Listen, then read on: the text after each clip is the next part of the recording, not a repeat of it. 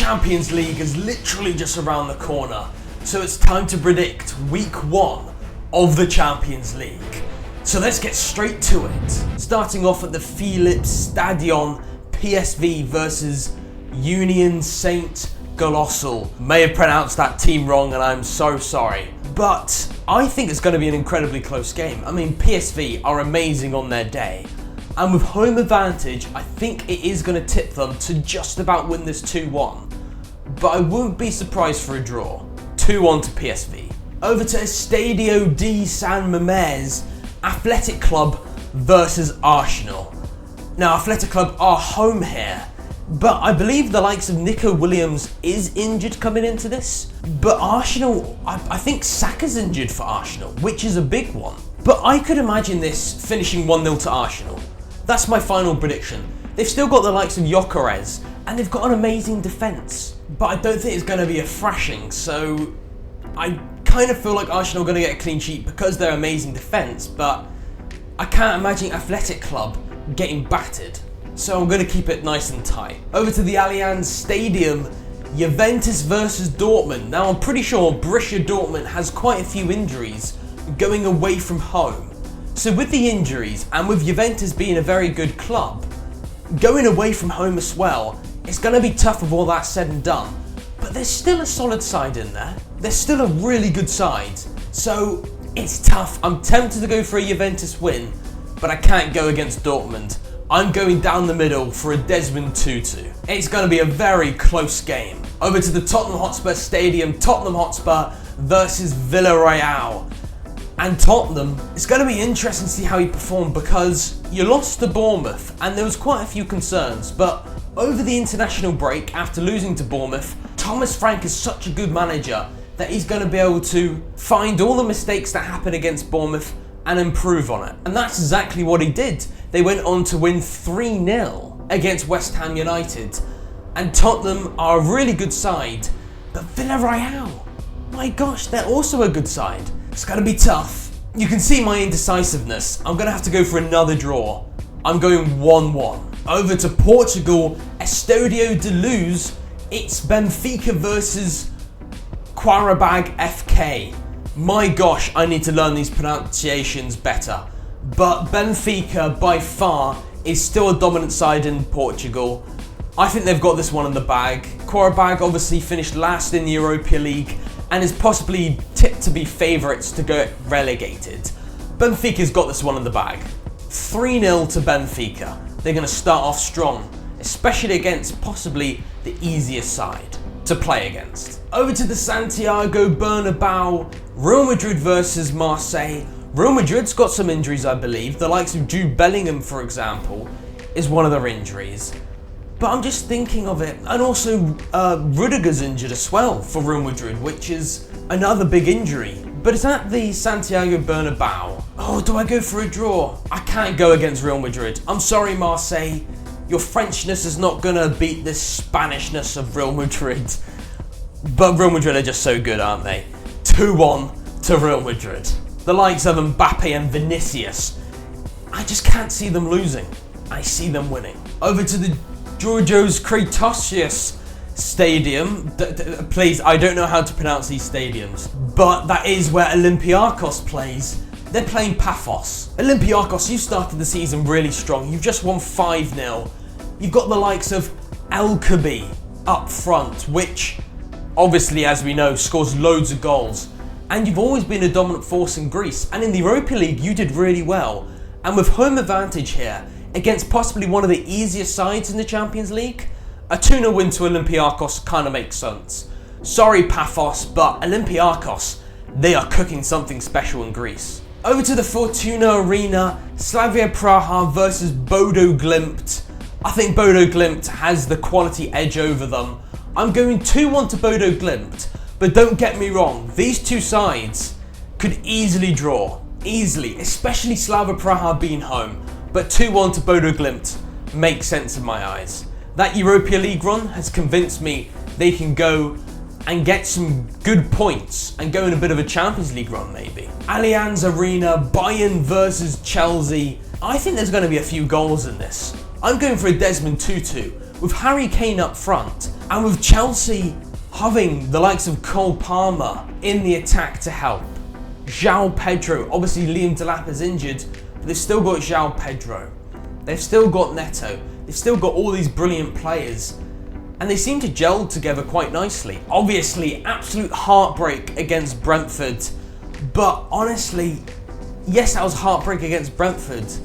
But you didn't lose. You haven't lost yet in the Premier League. And you know what? I'm confident that you're going to be able to put up a fight against Bayern. So I feel like a 2-2 draw is definitely sensible. These are two sides which are going to be fighting for the Champions League. They're two of the higher class in the Champions League.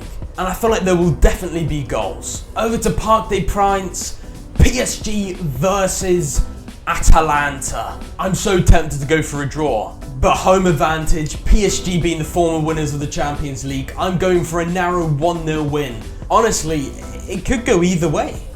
Credit to Atalanta, but PSG are just flawless in Liga, and they are the better side, we can all agree. Over to the Johan Cruyff Arena, Ajax versus Inter. Now, I feel like this is going to be 0-0. Hear me out. John Hittinger plays possession-based football. I could imagine at Ajax, they're going to be playing possession-based football as he normally does. And I could imagine Ajax trying to really break down a really solid Inter Milan defence, but just passing it around and not really making any progress into the penalty box in the final third. I could imagine that happening and it just finishing 0-0 and Ajax really trying to keep the ball and playing it too safe because they know how Inter Milan can attack really threateningly. 0-0 could be shocking, but really, they're two quality sides, and Ajax being at home, I think they can hold it together and get a draw. Anfield's up next, Liverpool versus Atletico Madrid, and I think this is going to be an absolute goal fest. Atletico Madrid is going to go to Liverpool and is going to score goals. Liverpool is going to score goals in return. We look at Liverpool, Isak's coming in. Is he going to start in this game? He didn't start versus Burnley. I'm assuming he's not going to start again because Ekitike is a fine replacement. Liverpool got so many good players that it's going to be hard to find where all the players play. But I really do like how Szoboszlai's playing in that right back position. I think he should play there. But I have seen a few concerns defensively in some games. And I could imagine there's going to be late drama. In every Premier League game there has been late drama. And I feel like eventually Liverpool aren't going to be winning every single game. And against a good Atletico Madrid side, it's going to be tough. I'm going 3-3 in a goal fest. We've seen some high-scoring games at Liverpool. I could easily see Atletico Madrid winning. Because at some point, Liverpool are going to slip up against a really good side. And the luck is going to run out at some point, and they are going to stop this winning streak. They should have at least dropped a couple of points in one of those 4 games. And maybe even lost one of them, like against Newcastle. But there are a few concerns. That's why I'm going for Liverpool to not win. Over to Copenhagen, they face Leverkusen. And Leverkusen obviously has lost a lot of their players. And really, what a game. A 3-1 win versus Frankfurt. 9 men, absolute mayhem. But Leverkusen, I think, are the favourites. And I'm going to go logical in this one. And I'm going 3-1 to Leverkusen. Thinking about it, the determination to do that late on against Frankfurt is amazing. They're still a good side even without all those departures.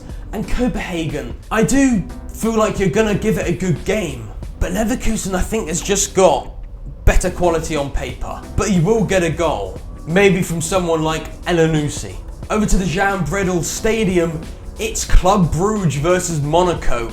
This looks like a draw written all over it, 1-1. Monaco in the business are making loads of transfers. We're seeing transfers like Paul Pogba returning, Eric Dyer, they brought in Ansu Fati.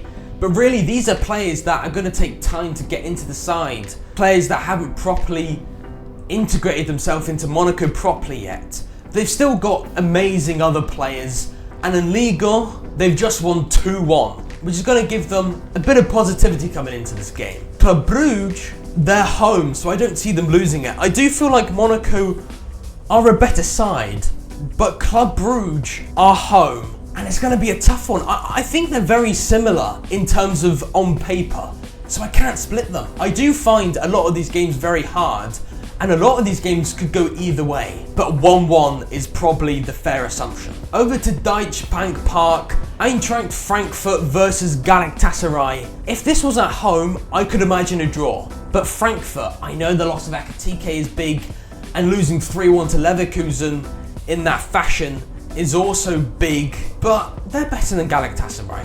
I'm confident. They've still done well in previous Bundesliga times. They've still got good talent at the club. I'm backing them to win this 2-1 against Galatasaray. Over to Portugal, Sporting CP. I backed up the other Portuguese team, Benfica, to thrash one of the lower sides in the Champions League in terms of quality, and I'm going for 4-0 to Sporting CP.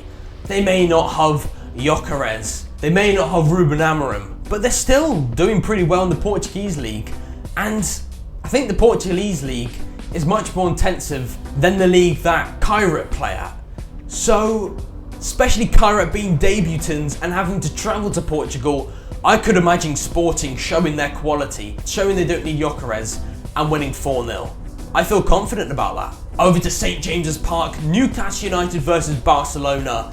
Now, Yamin Lamau is obviously injured coming into this, and at St James's Park, you have to think Newcastle at home are a different kettle of fish to when they're away from home, because the fans of Newcastle are going to go crazy, especially of how big this game is for Newcastle United. It's a very big game, and the stakes are going to be high. I don't think we're going to win, but I think we're going to draw 1-1. Look, Barcelona has abundance of talent, but without Lamine Yamal, and with Newcastle properly sorting out the Isaac situation, winning 1-0 against Wolves, and Voltemada looking really good, the side overall in terms of their squad depth is improving. And I think we've got enough defensive capability to really compete against Barcelona.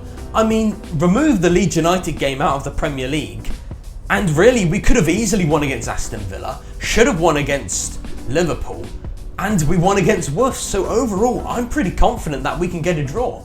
Come on, Newcastle United. Over to the Etihad Stadium, Manchester City versus Napoli.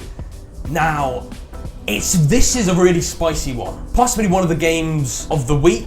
Napoli, with Kevin De Bruyne going back to Man City, is crazy. I think Napoli are going to win 3-2. Man City last year in the Champions League wasn't really amazing. They finished in 22nd, and Napoli wasn't in the Champions League. So now's the time to prove, and I think Napoli can definitely win against Man City. Man City have already lost twice in the Premier League, so losing at home against Napoli wouldn't be a surprise in my eyes, especially Napoli being better than the likes of the teams they've lost against. I mean, Man City lost against Tottenham, they lost against Brighton.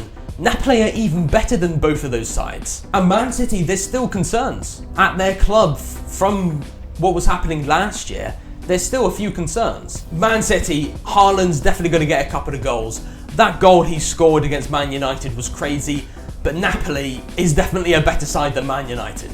That's my quick fire Champions League predictions. The reason why I didn't go in full detail is because there's not enough time. It's currently 1:23 AM on 16th of September. The Champions League starts very soon, so I'm going to have to pump this out as quick as possible. So I may have made some mistakes along the line. So a bit of a disclaimer there, but let me know what you think of my predictions. They're very quickly made, but it is what it is. I'll try and get out these videos earlier, so I've got more time to think about them. But have a very lovely day. And why not check out my table predictions for the Champions League and who I think is going to win the Champions League overall. So check that out. Once I say goodbye, the end screen will appear and you just have to click it. So toodaloo.